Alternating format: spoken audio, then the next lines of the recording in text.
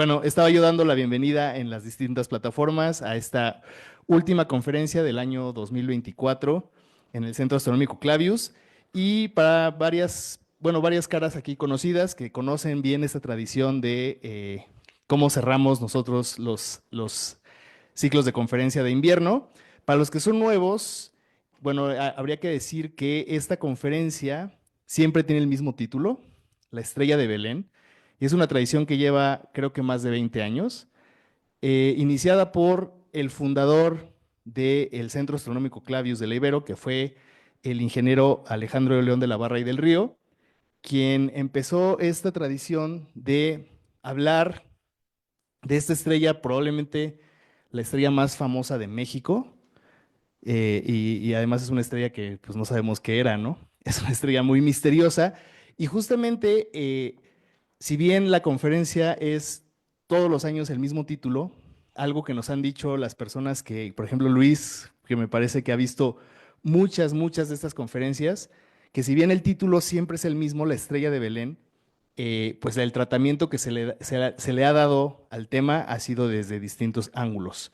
Hemos tenido, bueno, Lore y yo hemos dado la conferencia en algún momento, el ingeniero de la Barra dio muchas veces la conferencia, pero también hemos tenido invitados desde distintas disciplinas, principalmente astrónomos o aficionados a la astronomía que hemos tratado de explicar qué es eso de la estrella de Belén o qué pudo haber sido desde el punto de vista astronómico, pero aprovechando que la Ibero es una universidad jesuita y que tenemos aquí al lado al Departamento de Ciencias Religiosas, pues hemos invitado también a teólogos o a especialistas en escrituras, pues para que también desde esa perspectiva podamos hacer un análisis o una investigación de lo que pudo haber sido esa estrella o lo que significa para nosotros.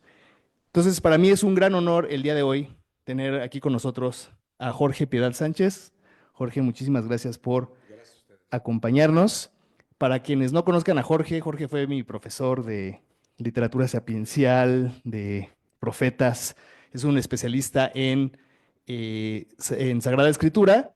Déjenme leerles una breve semblanza que me mandó. Es originario de la Ciudad de México.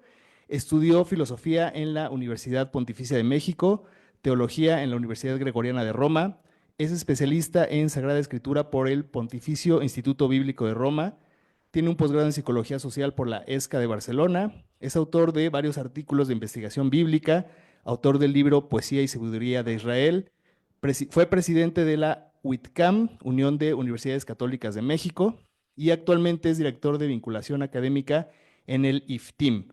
Es profesor de Sagrada Escritura en CEVAC, en la Ibero, en CESP Toluca y conferencista de desarrollo humano en varios institutos y colegios.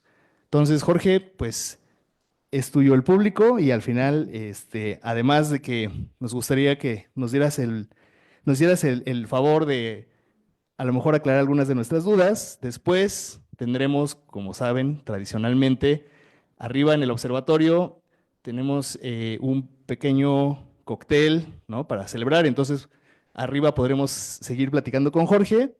Y teníamos planeado, debo decirlo ahorita, teníamos planeado abrir el telescopio para observar, pero si se dieron cuenta, las nubes están que no dan tregua, pero bueno, si saliendo se ve algo, abrimos el telescopio. Entonces, Jorge, ahora sí, es tuyo el foro. Muy bien, muchas gracias. Bienvenidos, bienvenidas. Gracias por estar aquí y gracias, Gerardo, por la invitación. Como ya dijo Gerardo, fue mi alumno y desde entonces me sigue los pasos en Biblia. Un servidor, soy especialista en Sagrada Escritura, ciencias bíblicas y bueno, nos dedicamos, los de mi área, a estudiar los textos sagrados. Yo soy aquí maestro invitado de ciencias religiosas.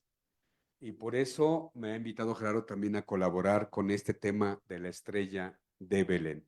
Bien, como he escuchado, hay varias interpretaciones sobre la estrella de Belén. A mí me toca explicarlo desde la Biblia.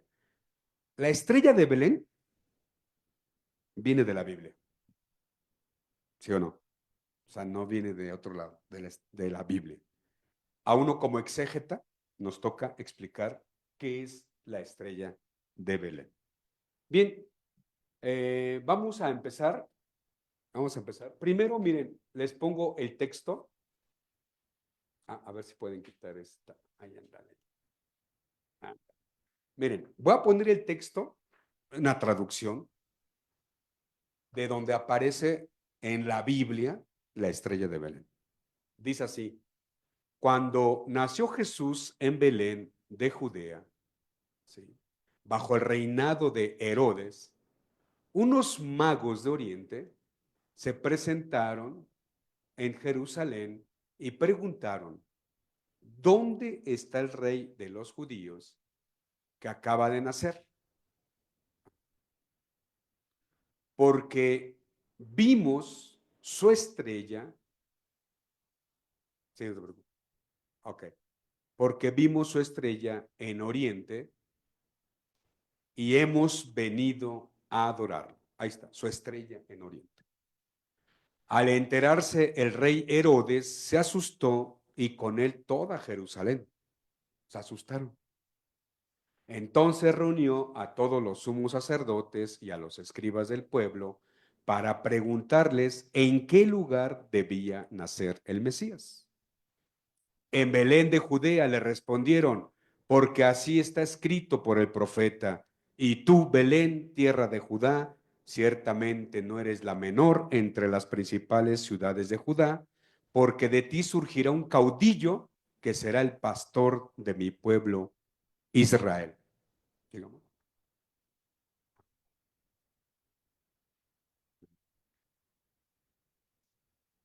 Sí, sí. Ok.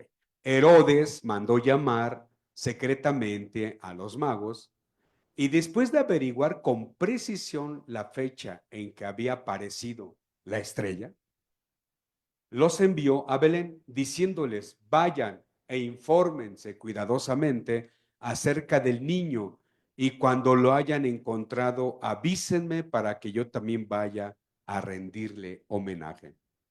Después de oír al rey, ellos partieron.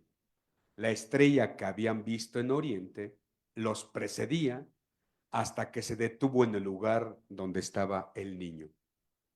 Cuando vieron la estrella, se llenaron de alegría y al entrar en la casa, encontraron al niño con María, su madre, y postrándose, le adoraron.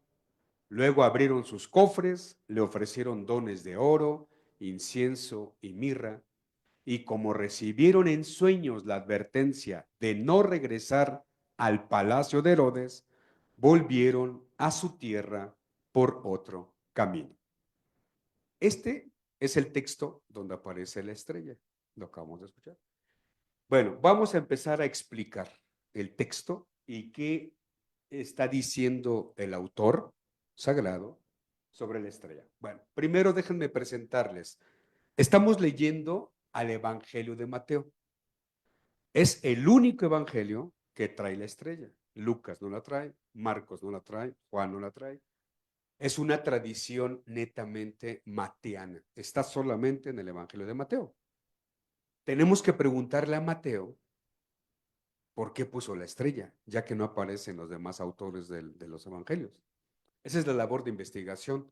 ¿Qué estaba pensando Mateo cuando está narrando los relatos de la infancia de Jesús y puso la estrella? Esa fue la pregunta que hay que hacernos todos. Bueno, primero empezamos a investigar. Y Mateo es un evangelio, primero que nada, que fue escrito en el año 80 después de Cristo, fue escrito en Siria. De esto tenemos un montón de investigaciones. ¿Sí? Casi sabemos hasta la pluma que usó Mateo, ¿eh? Los biblistas, así perdemos el tiempo, ¿no? Entonces, está escrito en Siria, digo, está escrito en Siria en el año 80. Piensen, año 80, ya las comunidades cristianas ya están muy extendidas, ya la comunidad está preguntándose sobre el evento fundante, quién fue Jesús de Nazaret. Y entonces vamos a preguntarle a Mateo por qué nos narró él la infancia de esta manera.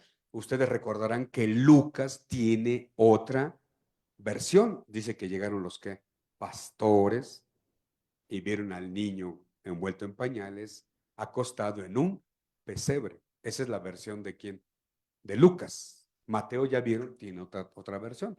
Tenemos que investigar por qué está Mateo pensando en eso. Bien, segundo punto. Hoy sabemos que los lectores judeocristianos helenizados eran ellos, judíos cristianos helenizados. Eran judíos. Es un evangelio escrito para judeocristianos helenizados, porque el evangelio de Mateo nos llegó en un buen griego. Está escrito en buen griego. Eso de que hay un evangelio arameo, hebreo antiguo, eso no existe ya. Todos hemos concordado de que no existe porque no tenemos ninguna prueba de ello, eran conjeturas. Los evangelios fueron escritos en griego y el evangelio de Mateo está escrito en un excelente griego. Y entonces son lectores judíos helenizados, judeo-cristianos. Esto lo sabemos porque es muy obvio su literatura de Mateo, narra muy bien las fiestas judías. Quien está leyendo a Mateo debe tener un poco de conocimiento de literatura judía. Si, por eso es el evangelio que menos leemos los occidentales, o no le entendemos mucho a Mateo, porque está escrito con matrices culturales semíticas, o sea, hebreas, arameas y griegas finalmente de la época. Eh, los lectores conocían muy bien lo que Mateo estaba escribiendo, nosotros no. Por eso es la labor del biblista.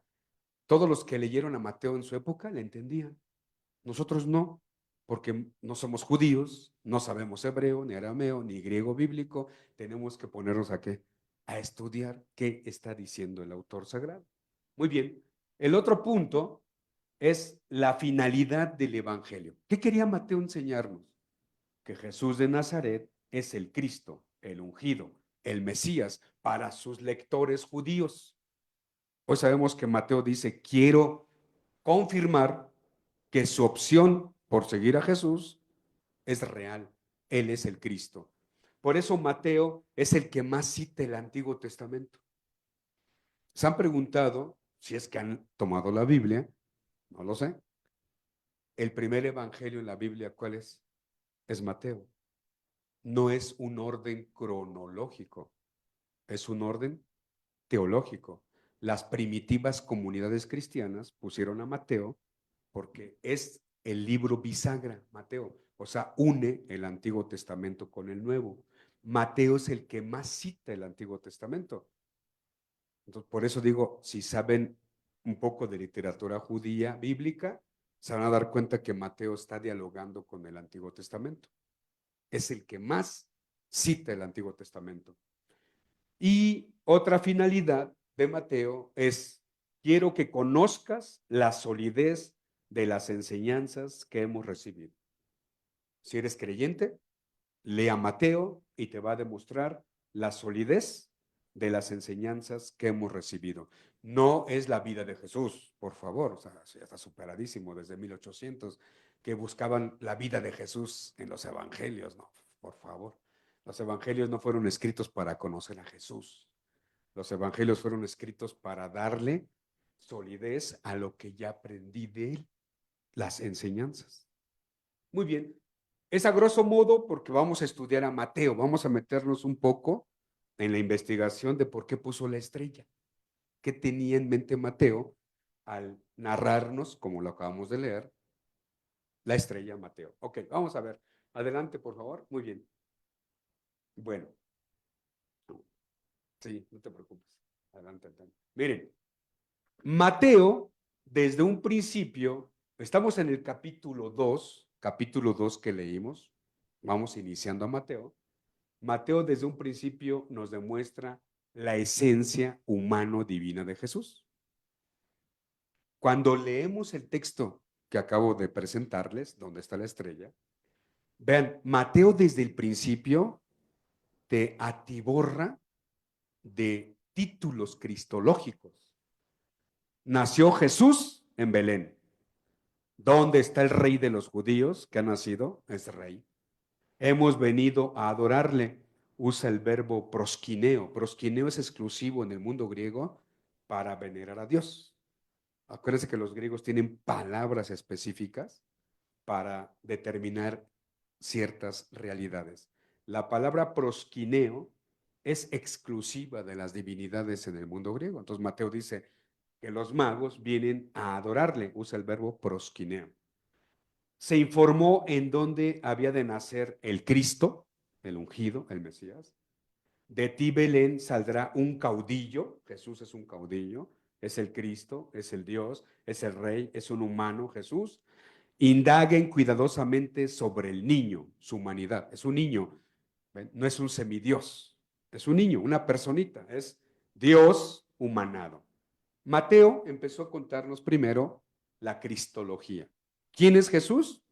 El Rey, Dios, Cristo, caudillo, una persona, un niño.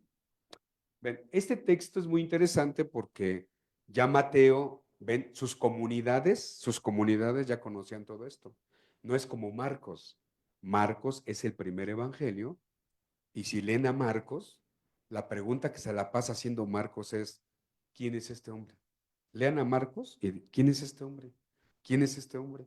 Porque el lector debe descubrir quién es este hombre en Marcos. Mateo no. Mateo, año 80, ya sus comunidades muy progresivas, avanzadas. Mateo nada más está confirmando la enseñanza que han recibido, que Jesús es Rey, Dios, Cristo, caudillo, un niño. Sigamos. Muy bien.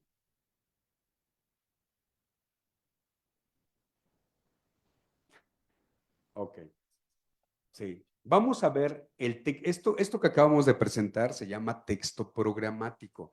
¿Por qué se llama texto programático? Porque es un programa. Los libros antiguos no existía el índice, como hoy que ves la página y donde está el tema, ¿no? ¿Cómo escribían los antiguos? Eso puede ver Gilgamesh, Enuma Elish, Atrahasis, el libro de los muertos, obras antiguas. No tenían eso de índice, pero ¿cómo te dabas cuenta de lo que iban a tratar? En los primeros capítulos o primeras partes del libro te iban narrando de qué iba a tratar la obra. Esa técnica se llama prolepsis. Prolepsis es que en breve te voy a decir de qué voy a tratar. Y este texto que acabamos de ver de Mateo es una prolepsis. ¿Por qué? Porque si nos dimos cuenta en el relato, aparecen ya los enemigos de Jesús y su sobresalto. Dice que Herodes, al escuchar que nació Jesús, se sobresaltó, Jerusalén también, y todos los sacerdotes y escribas se espantaron. ¿Y esto qué significa? Si nos damos cuenta, Mateo ya está anunciando la muerte de Jesús. Mateo está diciendo, porque cuando llegas a la pasión de Mateo, ¿qué descubres? Herodes, ahora su hijo, ¿no? Herodes, toda Jerusalén y los sumos sacerdotes y los escribas son los que le darán muerte. Entonces, uno que lee, dices, oye, esto estaba desde el principio, ¿sí? Mateo te está presentando que desde el inicio la llegada de Jesús fue violenta, ¿no? Fue marcada por la violencia. No lo quieren, ni los sacerdotes, ni escribas, ni Herodes. Entonces tú empiezas a leer a Mateo, ves estos personajes, y cuando llegas a la pasión dices, oh, ya entendí por qué está así. Eso sea, esa técnica narrativa hebrea, judeocristiana en este caso, es una prolepsis. Ok, texto programático. Ya nos enteró Mateo que Jesús no fue bienvenido, está marcado por la violencia. Lo van a matar. ¿Quiénes? Los que de niño ya lo perseguían. Sigamos. Muy bien. Ahora vamos a ver en este sentido un poco, vean, un poco la estructura. Quiero que vean la estructura del texto, cómo está armado. Primero, el versículo 1-2 del capítulo 2 que estamos analizando, dice que los magos buscan al rey de los judíos guiados por la estrella. La sección B, versículo 3 al 6, el rey Herodes, asustado, busca la respuesta en la escritura. Parte C, versículo 7 al 8, también Herodes quiere buscar a Jesús y confía esta misión a los magos, aunque los magos ya partieron por la estrella. Muy bien, sigamos. Ok, viene otra vez la parte A'. La estrella conduce a los magos llenos de alegría hasta donde se encuentra Jesús. Coincide con la A, ahora es A'. B', encuentran a Jesús en persona y se postran, y termina, desbaratan los planes homicidas de Herodes yéndose por otro camino. Coinciden las partes. Es un texto retóricamente bien estructurado. O sea, Mateo, o el autor del Evangelio, está escribiendo pensando muy bien la estructura retórica del texto. Sigamos. Y empezamos ahora a indagar un poco más qué es lo que Mateo nos está presentando. Bueno, lo primero ahora que nos preguntamos es, ¿qué estoy leyendo? ¿Es un hecho histórico real? ¿No es una pantomima? ¿No es una fiction? ¿Es una parábola? ¿Es un mito? ¿Es un cuento? Ah, tenemos que investigar el género literario.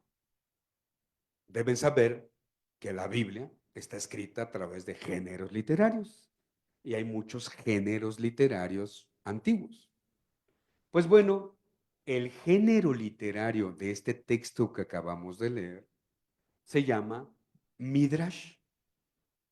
Es una técnica judía que Mateo, como buen judío, está transmitiendo así la enseñanza a través de un Midrash. Actualmente en Alemania le llaman la intertextualidad, que está funcionando también esta forma de explicar los textos, la intertextualidad.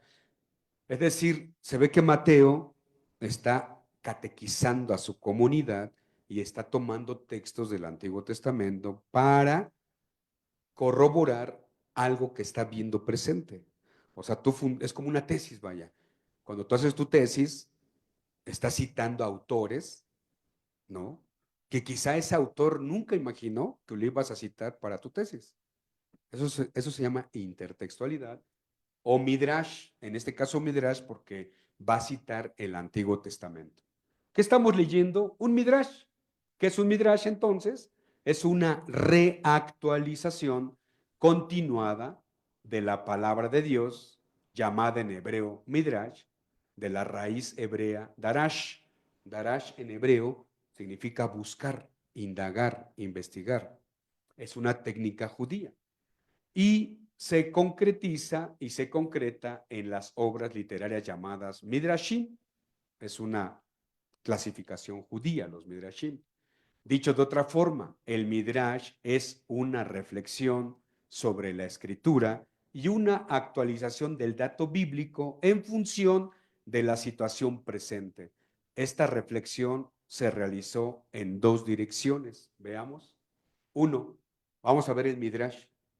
Los escribas lo usan para describir en ella, en primer lugar, las reglas del comportamiento moral, social y religioso. De esta forma, las numerosas leyes de Moisés iban adaptándose poco a poco a las necesidades concretas del tiempo. En términos técnicos, se trata del Midrash, la halajá. Así que, por ejemplo, Jesús toma como punto de partida un ejemplo de Midrash, Génesis 2:26, para sacar una nueva regla de vida a propósito del matrimonio que Mateo lo va a usar en 19:19. ¿Ven? Es decir, el Midrash tiene una enseñanza religiosa, moral. Mateo, al escribir este pasaje que estamos analizando, nos está proponiendo también una catequesis moral, que es lo que veremos. Sigamos. La reflexión de los escribas se extendió igualmente a los hombres importantes y a los grandes acontecimientos de la salvación y de los que habla la Escritura, mostrando que estos hombres del pasado seguían siendo ejemplares en el presente y que los acontecimientos pasados se realizaban y cumplían igualmente en los tiempos actuales. El Midrash Haggadah, que significa meditar, reúne todas estas consideraciones, recuerdos y actualizaciones de la historia bíblica realizadas partiendo de la escritura y de las numerosas tradiciones orales que circulaban normalmente en Palestina. Sigamos. Miren, un ejemplo de Midrash mateano. Por ejemplo, lo que está haciendo Mateo prácticamente es presentar a Jesús como el nuevo Moisés. Si ustedes recuerdan, nacimiento de un héroe y hay peligro. Con Jesús, nacimiento de un héroe y hay peligro. El faraón lo desea matar. Aquí Herodes lo desea ¿qué? Matar, ¿no?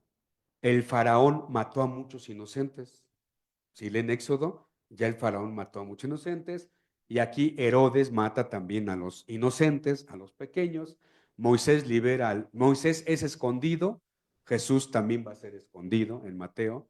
Moisés libera al pueblo. Jesús libera al pueblo. Moisés sube al monte a proclamar la alianza. Jesús sube al monte a proclamar la alianza. Si leen a Mateo, está releyendo la vida de quién? De Moisés. Esa técnica es un ¿qué? Midrash. Es un midrash. ¿Ven? Mateo le está presentando a su comunidad judía que no duden, es el Cristo, es el Mesías, y reelaboró una técnica que los judíos conocían, llamado el midrash. Es como, por ejemplo, otro rápido ejemplo de midrash, hay un montón en la Biblia, ¿eh? Si yo les digo, porque si lo saben, yo les digo esto, miren, les voy a contar la historia de un hombre y una mujer desnudos. Están en un jardín donde hay muchas frutas, árboles, plantitas, y hay un montón de animalitos. ¿De qué estoy hablando? A ver. ¿De quién? Reprobados. Del cantar de los cantares. ¡Oh, no! ¿Qué creen? No es cierto, no están reprobados. Es verdad. Es verdad. El cantar de los cantares es un ¿qué? Midrash. ¿De qué? De Génesis.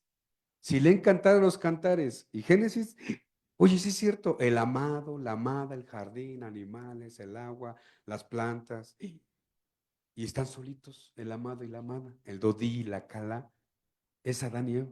Es un midrash. ¿Ya vieron? Eso es un midrash. Mateo, para su comunidad judía, le está escribiendo un midrash para que ellos que le entiendan. Marcos no usa el midrash porque Marcos es romano. Lucas no usa el midrash porque es helénico. Juan menos. Eso para que, ¿por qué son tan diferentes los evangelios? Porque estamos aprendiendo que su técnica de redacción de cada autor es muy diferente. Midrash. Entonces, la estrella de Belén podrá ser un ¿qué? Midrash, porque está en el relato que estamos analizando. A ver, vamos a ver. Muy bien. Empiezo un poco con los magos, porque son los que vieron la ¿qué? La estrella. Bueno, ¿qué sabemos de los magos bíblicamente? Los magos. Bueno, según Herodoto, en el contexto histórico del siglo I, los magos eran originariamente, según Herodoto, así llama Magoi, en griego dicen Magoi, una tribu, una tribu que se convirtió en casta sacerdotal de los persas, practicaban la adivinación, la medicina y la astronomía. Por eso la palabra mago, qué curioso, la palabra mago no es mago en mexicano que como Harry Potter, no. Mago es sabio, sabio. La palabra griega magoi, mago, significa sabio, ¿sí? No hay que sacar conejitos del sombrero, porque mucha gente piensa que eran maguitos, no, sabios. Por ello, Jerjes, persa, asustado por un eclipse del sol, preguntó su significación a unos magos. Oye, ¿qué significa estos fenómenos que veían? Llamaba a los sabios, ¿qué están viendo? Y los sabios ya de la época, astrónomos, médicos, adivinos, interpretaban, interpretaban las señales que veían en el cielo. Sigamos. En Mateo se presentan como personajes honorables. La tradición latina, o sea, la iglesia latina, los convirtió en reyes, porque en el Salmo 72:10 dice, cuando nazca el Mesías, vendrán reyes. Y bueno, la iglesia dijo, bueno, son reyes, ¿qué? Magos. O sea, es una tradición, no eran reyes magos, eso viene después, los apócrifos que empiezan a darle más vuelta a esto, ¿no? Muy bien, y concretamente, ¿sí? Teniendo en cuenta los regalos, ¿sí? Dicen que eran tres porque hasta incluso se van a precisar en la tradición eclesial los nombres, ¿no? Que Gaspar, Melchor y Baltasar, según un manuscrito que se encontró en París del siglo VI, representando al mundo entero. Los magos, reyes ahora con la iglesia latina, pues no era otra cosa que representar a los tres continentes que existían en la época. En la época antigua solamente concebían tres continentes, por eso un rey viene en qué? En caballo, que representa Europa, el otro rey viene de Asia, que viene en camello, y finalmente el otro rey viene de África, representado por el que viene en un ¿qué? Elefante. Son los tres continentes de la época. Por eso quieren demostrar que Jesús es el rey del mundo y vienen los reyes magos a adorarle, porque finalmente el texto de Mateo quiere decir que Jesús es presentado ante todo el mundo. Solo que Mateo va a hablar de magos, la iglesia le va a añadir que eran reyes y luego la tradición le va a aumentar que eran los tres continentes. Sigamos. Bueno, los cristianos sirios y armenos piensan que se trataba de una docena de magos. Hay una tradición, los orientales dicen que no eran tres, que eran 12, porque representan a todas las tribus de Israel. Si es el Mesías, debe representar, debe estar delante de todo el mundo. 12 en hebreo, 12 significa los pueblos de la tierra. 12. Entonces, la tradición oriental dice que eran una docena de magos. ¿Sí? Ahora, Mateo, obviamente Mateo, el Evangelio en sí mismo, es mucho más parco en detalles. Incluso, sí, ven, no pone muchos datos Mateo de quiénes son ni cuántos eran. Es más, no sabemos cuántos magos son. Dice el texto que vinieron unos, ¿qué? Magos, ¿sí? Eh, y dice que abrieron sus regalos. Y como son mirra, oro e incienso, muchos pensaron que eran, ¿qué? Pero nunca dice que son tres. Nunca dice que son tres. Simplemente dice, los magos de Oriente abrieron sus cofres y le dieron dones de oro, incienso y mirra. Nunca dice cuántos son. Hay una tradición de origen de este Irineo de León, dicen que él fue el que empezó a decir que eran tres regalos, son tres reyes. Y de ahí viene la tradición occidental. Dije que en Oriente son 12, los ortodoxos, la Iglesia Católica Rusa, dice que son 7. Y también es un número simbólico hebreo. 7 es la vida. De hecho, no sabremos cuántos eran. Así que eso sí es un misterio de esos inexplicables, porque no podemos sacar conclusiones. Son puras elucubraciones de las tradiciones eclesiales antiguas. Muy bien. Bueno, debido a los regalos, la tradición cristiana pensará que vinieron de Arabia, pues es donde más se daba la mirra y el incienso, estas resinas olorosas. Ok, sigamos.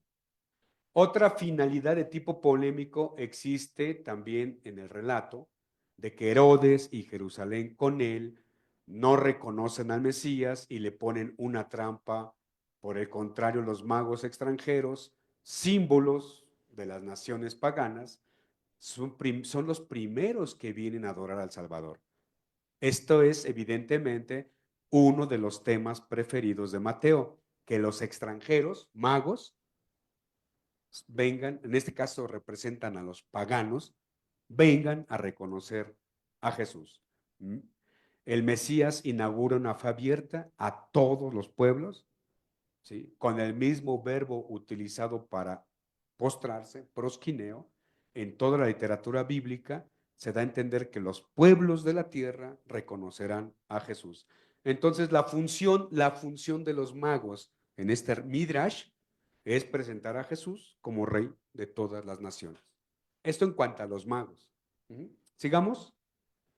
Y bueno, sobre la estrella, ya, así, en este núcleo de la charla de esta tarde, el pretexto de estar aquí, no solamente por el vino, sino por la estrella. No solamente por el vino, por la estrella. Miren, la estrella bíblicamente, ¿sí? Bueno, yo aquí nada más pongo un paréntesis. Ya Galileo Galilei, en 1618, Él ya dijo una tesis bíblica que sirve hasta el día de hoy. Dice, cuando leas la Biblia no enseña qué, ciencia. 1618, ¿eh? Galileo dice, ven que lo regañaron porque demostró la teoría de Copérnico. No lo condenaron, nada, eso es mentira, no hicieron nada. Nada, pues de hecho cobraba en Vaticano Galileo, era el científico de la iglesia. Solo que lo regañaron, le dijeron, oye, la lana que te dimos, Galileo, no era nada más para el vino y los bocadillos, no, espérate. ¿Era para qué? Pues ciencia. Entonces él demostró, ven, que delante de la Inquisición de la época demostró que la tierra va que girando. Y le sacaron un texto, el texto de Josué, capítulo 10, versículo 13. Si leen la Biblia, Josué 10:13 dice, detente tu sol allá en Gabaón, y tu luna detente en el valle de Ayalón. Y el sol se detuvo y la luna también. Y entonces la Inquisición le dijo a Galileo, ¿ves? En la Biblia dice que el sol se detuvo y la luna también. Y tú dices que la tierra es la que va a qué. No, mira, Galileo, aprende a leer la Biblia, le dijeron los teólogos. El sol es el que va a qué, dando qué, vueltas. Y le dijeron, retráctate. Para no estar en polémica, ¿qué hizo Galileo? Pues sí se retractó, dijo, está bien, ya, se acabó. No. Sí, ven que murió, comulgó y fue a misa antes de morir. Era un hombre de Dios, digo, no. Le exageran mucho por el pleito iglesia-ciencia. Son bien exagerados. Si leyeran toda la investigación, es muy padre ciencia y fe, como aquí Gerardo está en esos movimientos, ¿no? Así, de diálogo. Porque sí, hay cosas que se exageran. Hay mucho anticlericalismo y luego le inventan un montón de cosas, ¿no? Así, hay que leer, hay que ser críticos, ¿vale? Bueno, Galileo dijo simplemente, ven que se desahoga con su amiga, la duquesa de Toscana. Pueden buscar en internet la carta bonita. Bueno, son como 15 páginas de Word, pero escribió y se desahogó Galileo. Busquen en internet carta de Cristina, duquesa de Toscana, 1618, que le escribe Galileo. Y ahí se desahoga. Oye, ¿qué te pasó, amigo? No, pues la Inquisición. Y ahí es donde dice algo muy padre. Y dice, ¿y tú qué dices? Dijo Galileo.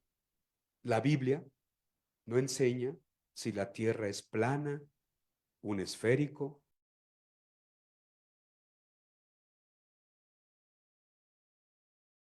al cielo. La Biblia no enseña cómo está hecho el cielo. Y de ahí viene, todos los teólogos dijeron, oye, sí es cierto, la Biblia no enseña ciencia. Y precisamente digo, en el tema de la estrella, tenemos que verlo desde la fe. ¿Para qué leo la Biblia? Para salvarme, no para ver dinosaurios o para ver, no sé, ¿no? Ahora, la Biblia sí tiene ciencia. La Biblia sí tiene ciencia y de la buena. Solo que imagínate Jeremías del año 700 antes de Cristo. ¿Tú crees que sabía todo esto que tenemos hoy? El que escribió el libro de Josué es del 600 antes de Cristo. Él estaba viendo que dice, detente tu sol. ¿Tú crees que estaba dando una clase de astronomía? Él estaba hablando de poesía. O así como reloj, no marques las horas. Al reloj, ¿qué le importa? ¿Haz de esta noche qué? Perpetua. ¿Qué le interesa al reloj eso? ¿Y cómo dice la gente? Ay, que salga el güerito. No, pues aquí Gerardo reprueba a esa gente. No, como que el sol sale y que salga el güerito. El güerito no sale. ¿Pero qué creen? Pues es una visión muy empírica. Y el autor dice, ¿tú crees que el autor de Josué tenía la ciencia que tenemos hoy? No, pues dice, mira, el efecto es el movimiento. Y así lo hablaban. La Biblia fue escrita para salvarnos, no para aprender ciencia, pero que si la tiene, si leen Génesis, quien está escribiendo Génesis sabe biología, taxonomía, dice plantas, árboles, vegetales, hierbas, arbustos y semillas según su propia especie. Y es del 500 antes de Cristo, Génesis. ¿Quién está escribiendo que sabe taxonomía? Vean el orden de los animales, peces del mar, aves del cielo, especies del campo. Describe muy bien la biología. Solo que no es una ciencia sistematizada, porque la intención de Mateo y de los otros autores de la Biblia no era darte clase de ciencias. Por eso no busquen dinosaurios en la Biblia, porque el autor dice, oye, a mí me interesa un comino de dinosaurios. Yo quiero que te salves, que te vaya bien, que seas feliz. ¿Ven? Desde esa perspectiva, quiero que vean la estrella, porque Mateo no está diciendo, sí, era una nova. No, vamos a ver que la estrella en la Biblia, vean lo que es la estrella en la Biblia. Vamos a ver, hemos visto su estrella, dicen los magos, los sabios. No perdamos tiempo buscando una estrella en el cielo. Mateo no piensa en un fenómeno de tipo natural, sino más bien en un astro que aparece y desaparece, ¿ven? En un momento determinado. Solo su función tiene sentido y no su existencia como tal, ¿ven? La función. ¿Qué función narrativa tiene la estrella? Vean, la pregunta es, ahora, ¿qué función narrativa tiene que Mateo haya puesto la estrella? Sigo, ya descartamos que quiera darte clase que si fue Saturno con Júpiter. He leído cosas bien interesantes. No, no. ¿Tú crees que Mateo sabía que eras? No. Vamos a ver el simbolismo hebreo que está detrás de la estrella. Sigamos. Bueno, adelante, adelante. Bueno, lo que decía aquí el hermano, que lleva 20 conferencias escuchando versiones, ¿verdad? Ya no se las voy a repetir, ¿verdad? Ya se las sabe. Se ha vertido mucha tinta acerca de la estrella. Mateo usa la fórmula autóton estera, ¿no? Con la difundida idea, o sea, autón todo estera, la estrella de él. Vimos su estrella de él. Es su estrella de Jesús. Así dice en griego, aututon astera. Con la difundida idea de que cada ser humano tiene su qué, su estrella. Los importantes y ricos, una estrella, ¿sí? Y los otros, una estrella opaca, ¿sí? Que surge con el nacimiento y se apaga con la muerte, dirá Platón. Platón fue el que dijo ya, hay personas que nacen con una estrella y otros nacen estrellados. Eso dijo Platón, ¿eh? Así. En esta idea se basa la astronomía, ¿sí? Popular de aquella época. Miren, estoy diciendo que también era importante poner el símbolo de la estrella, porque esto viene desde los persas, ¿sí? De los persas. Los persas son los primeros que dijeron, un gran rey era coronado con una ¿qué? Estrella. Si fue excelentísimo rey, dos estrellas. Y por ejemplo, vean a Darío, su gorrito que tiene. ¿Cuántas estrellas tiene Darío en su epígrafe, en sus viñetas que dejaron los persas? 3 estrellas. Si le ves a Darío 3 estrellas, quiere decir que fue que un gran rey. ¿De dónde creen que venga? Ay, me hospedé en un hotel de 4 estrellas, 3 estrellas. ¿De dónde creen que venga eso? De los persas. Eso lo inventaron los persas para decir, es un gran hombre. ¿Nació con qué? Con estrella. Y si contabas la vida de alguien y le decías, nació sin qué, sin estrella, pues su vida es opaca y no pasó sin pena ni gloria. Por eso en el mundo oriental es muy importante que el héroe venga con su qué, estrella.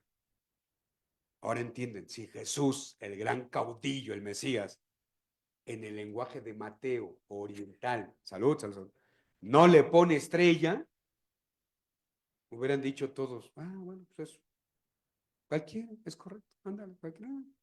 Pero, vimos su estrella, entonces sí tiene una relevancia, tiene una gran relevancia ver su qué, su estrella. Sigamos. En la abundante literatura astronómica sobre nuestro texto aparecen en primer plano 3 posibilidades de explicación, las más clásicas, ¿no? Dicen que era una supernova, ¿no? De la que no existen documentos de aquella época. Un cometa, dicen que era el Halley, ¿no? Pero llegó demasiado pronto para el nacimiento de Jesús, entonces no fue Halley. Y tres, la conjunción de Júpiter y Saturno, que se produjo 3 veces, atestiguado por astrónomos chinos del año 716 antes de Cristo. Dijeron, no, lo que vieron los magos fue esto. No, no, no, la verdad no. La Biblia no habla de ciencia, ¿no? Yo creo que Mateo está riéndose ahorita de, yo no dije eso. Pues claro, porque para él la estrella es otra cosa. Es un asunto bíblico, teológico. Está en la Biblia. ¿Ven? Y como dijo muy bien aquí Gerardo, pues si es una estrella enigmática, pues no, nunca sabremos, ¿verdad? Digo, hasta que estemos con Dios. Oye, Dios, ¿qué estrella era? Y ustedes que son astrónomos o les gustan estas cosas, ¿qué estrella era? Sácame de esa duda. Ok, bien, sigamos. Bueno, en la comunidad judeocristiana del Evangelio, este lenguaje era comprendido sin ninguna dificultad. En el mundo helenístico se utilizaba este lenguaje para recordar a la gente su destino, su estrella. El tema de una estrella que aparece en el momento de nacer, un gran hombre, estaba muy extendido. Alejandro Magno, también si leen su nacimiento, su biografía, nació con una estrella. César, Augusto, Calígula, todos los grandes emperadores van a contar, es que ya se veía su estrella. Siempre lo van a escuchar en literatura antigua la estrella. Lo mismo sucedía en el mundo judío, ¿sí? Se contaba que unos astrónomos habían anunciado al rey el nacimiento de Abraham. Han visto una estrella que subía por los cielos. Esto significa que un niño se hará dueño del mundo entero. Eso lo dice el Midrash Sefer Hayashar, que está en la literatura judía, de que hasta Abraham, vean, hasta Abraham, ya conociendo los judíos este método persa de la estrella, no duda en contar que Abraham también nació con su qué, estrella. Sigamos. Muy bien. Ahora, Mateo presenta la estrella como un astro milagroso. Él no se refiere a la estrella de un ser humano, sino a un fenómeno celeste, especial, como ocurría a menudo, según la tradición antigua, en el nacimiento de un gran personaje. Ahora, ¿por qué la estrella también? Deben saber que en el mundo antiguo miraban más al cielo. Hoy miramos más el celular. No, yo sí les invito a que de repente vean de vez en cuando el cielo, si lo permite, ¿verdad? Porque luego está nublado y el smog, pero ¿por qué digo esto? Los antiguos veían mucho allá arriba y es que ellos siempre jugaban con el cielo y la tierra, o sea, está en comunión. El cielo siempre está en comunión con nosotros. Y por ejemplo, hasta en el lenguaje griego se ve este matiz de la importancia de la estrella. ¿Por qué? ¿No se han preguntado por qué no puso planeta? Digo, eso me preguntaba yo cuando estaba preparando todo esto y te pones a leer muchas cosas. ¿Por qué no puso Mateo, ahí está su planeta? ¿Por qué los persas no dijeron, ahí está su planeta? ¿Por qué dicen que es una qué? Estrella. Sí, porque muchos hablan de planetas, de novas. ¿Por qué la gente dice estrella? O los antiguos decían, sigue las estrellas. ¿Ven? Así dicen, sigue las estrellas. ¿Por qué nunca dicen, sigue el planeta? No dice, sigue tu planeta, no, sigue las qué. ¿Qué diferencia hay entre planeta y estrellas? Porque es importante, es muy interesante en el mundo antiguo esto que estoy diciendo, y por eso dije, ya entendí por qué la estrella persa, Mateo, oriental, la toma también para explicar el nacimiento de Jesús. Pero ¿saben por qué? Porque la misma palabra, ¿de dónde viene la palabra planeta?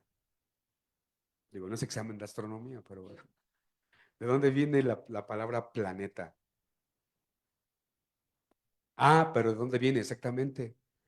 Eso significa, viene del griego planeo, planeo, y le pones el sufijo ta, la terminación ta en latín significa el que.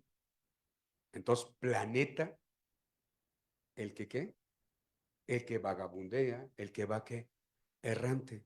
Por eso los griegos y latinos decían, nunca sigas un planeta porque te vas a qué, a perder. Como cometa, ¿ven? Ahí está, ta, el que qué. Cometa, ¿qué significa en latín? Griego, latín, ¿eh? Porque aquí se copiaron los dos. Cometa, ¿qué significa en griego? Cabello, cabello. Ellos veían ver, ahí va un cabello, así como el de las damas, ¿no? Su cabello. Entonces, cometa, el que tiene ¿qué? Cabello. ¿Sí? Cometa es cabello en griego. ¿Ven? Y dicen los antiguos, no te fíes de un planeta, planeo, se pierde, vagabundo. En cambio, ¿qué creen que significa estrella? Dije que viene de asteros, en griego. ¿Saben qué significa estrella realmente en la etimología? Rectitud.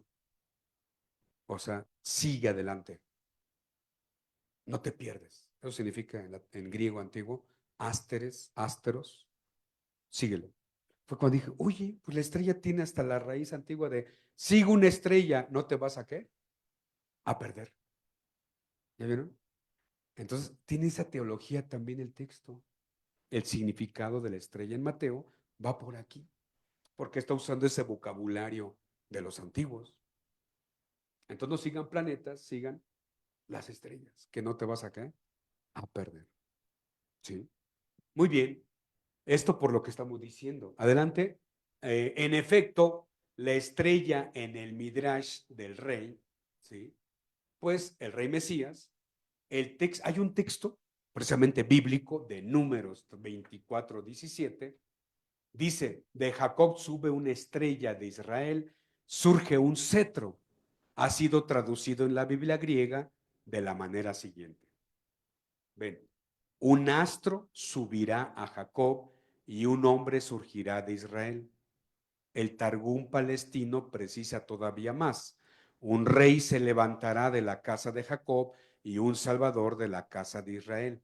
Este lenguaje era corriente en aquella época, como se ve también en Apocalipsis 22:16. Soy un vástago de la posteridad de David, la estrella brillante de la mañana, dice Jesús. O sea, Jesús se presenta en Apocalipsis como la estrella otra vez, que te guía, que te orienta. Sigamos. Bueno, finalmente sabemos que Mateo hizo un midrash. ¿Y de dónde tomó esta relectura de la estrella? Pues de Números, capítulo 24, versículo 17. Es un oráculo de Balaam, un vidente mesopotámico, hijo de Beor, a Balac, rey de Moab. Fíjense lo que dice este texto de Números, muy antiguo. Fíjense, lo veo, pero no ahora. Lo contemplo, pero no cerca.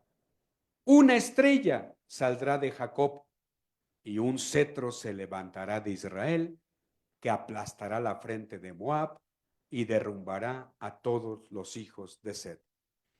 Hoy sabemos que Mateo no solamente está pensando en el mundo oriental de la estrella que dijimos, sino que aprovechó a decir, oye, ya en el libro de Números hay una profecía de que va a venir la estrella que saldrá de Jacob.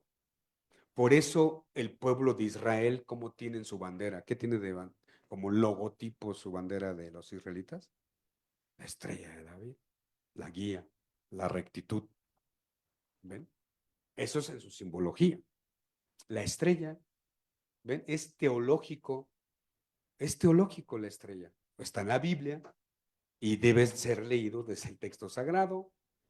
Y entonces, ¿qué dice el texto? La palabra cetro ayuda a comprender el significado de estrella. Si el cetro se levantará de Israel, se puede suponer con certeza que está hablando de un rey, su portador. Entonces se puede concluir que la estrella también está hablando de un rey y por tanto deducir que estrella también significa rey.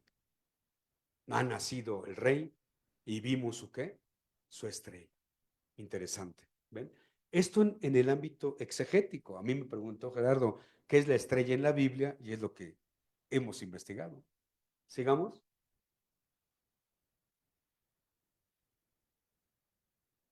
Si como experimento se quitan las palabras estrella y cetro y se coloca la palabra rey, quedaría así. Un rey saldrá de Jacob y un rey se levantará de Israel.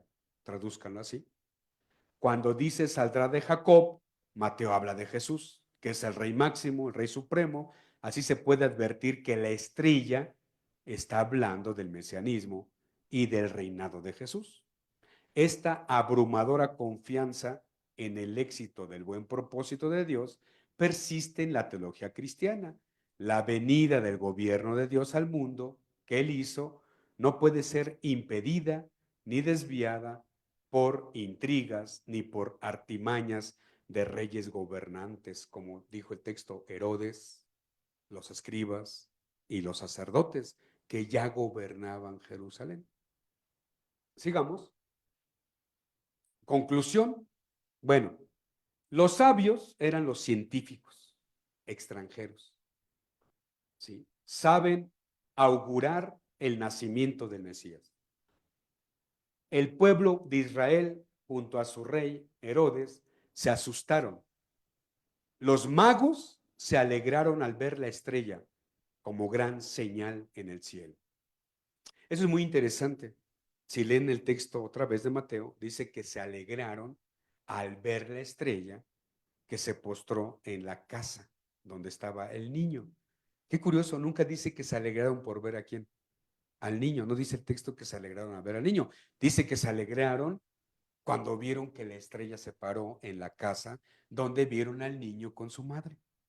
O sea, el tema es la estrella y lo enfatizó varias veces, por eso lo remarqué al leer el texto, estrella, estrella, estrella.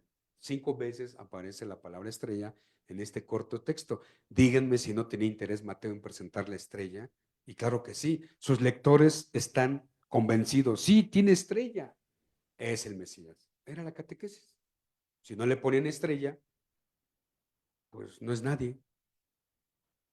El nacimiento de Jesús está rodeado de violencia, dijimos ya, la prolepsis de la pasión, y debemos contemplar más el cielo, debemos ver más hacia arriba para ver esas señales de la presencia de Dios. ¿Cómo descubres a Dios? Dice el texto que los magos vieron la señal en el cielo, no aquí, allá arriba, en la trascendencia. Mateo está invitando que para entender a Dios, pues no hay que verlo aquí, en nuestras broncas, crueldades, violencia. A Dios lo encuentras allá, en su trascendencia, y tráelo aquí. Vimos su estrella y nos alegramos al ver la estrella, ¿ven? Y algo que llama la atención al final del texto es que dice que los magos, al ver su estrella, se convencieron que es el Cristo, el Mesías, ¿sí? ¿Y qué dice? Que ya no volvieron con Herodes, que tomaron otro ¿qué? Camino. Porque se convencieron que esta estrella los llevó, ven, estrella, a lo recto, a lo justo, derecho. No hay pierde. Ya vimos al nuevo rey. ¿Y qué significa que volvieron por otro camino? Un verdadero encuentro con Dios te hace cambiar de camino. No puedes volver por el mismo camino. Ve la catequesis de Mateo. Está diciendo, si te encontraste con Jesús como los magos se lo encontraron, ya no puedes seguir andando por el mismo camino. Tienes que volver por otro camino. Y ven, ahí termina esta perícopa, este pedazo de texto, donde inicia Mateo su presentación de quién es Jesús. Por lo tanto, en el Evangelio de Mateo, la estrella es un midrash del libro de Números que vaticinaba, auguraba el nacimiento de Jesús. Aunado a la tradición persa de los sabios de la época, el que el niño tenga una estrella estaba indicando sí es el Mesías. Los judíos también tenemos a un rey que nació con estrella. ¿Ven? Y de hecho usamos esa palabra, la estrella que nos debe guiar. Sigan la estrella y los llevará a Belén. Eso ya va a ser narración de los libros apócrifos. Pues muy bien, hasta aquí, digo, no quiero extenderme porque hay más cosas, ¿verdad? Entonces, hasta aquí es la explicación exegética de lo que es la estrella de Belén en el Evangelio de Mateo. Es un midrash, una relectura mesiánica. Muy bien.